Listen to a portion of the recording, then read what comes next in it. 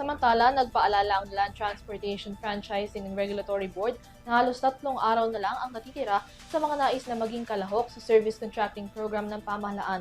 Para sa mga nais pang humabol, pinagsusumite ang mga driver at operator ng kanilang application form sa Land-Based Service Contracting Program portal ng ahensya. Narito ang report ni Graciela Corazon. Inanunsyo ng Land Transportation Franchising and Regulatory Board or LTFRB at Department of Transportation or DOTR na hanggang sa darating na May 11, 2026, 11:59 ng gabi na lamang ang aplikasyon para sa Service Contracting Program or SCP.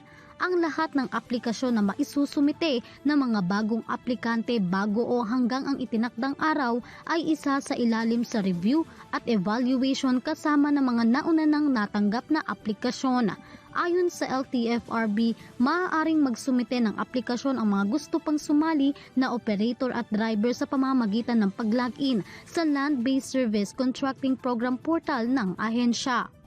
Kung may mga katanungan naman patungkol sa iba pang mga impormasyon, maaari niyang makipag-ugnayan ng mga aplikante sa LTFRB o bisitahin ang kanilang official website na makikita sa inyong mga screen.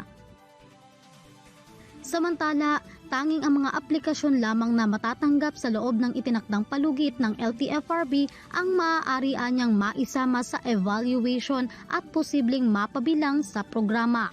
Mahigpit na paalala ng LTFRB sa mga aplikante na tiyaking kumpleto at tama ang kanilang mga dokumento bago ito isumite upang maiwasan ang aberya sa proseso ng kanilang aplikasyon. Hindi anya tatanggapin ng ahensya ang anumang aplikasyon na maisusumite lampas sa itinakdang araw at oras. Para sa EuroTV News, Graciela Corazon, sumasaludo sa bawat Pilipino.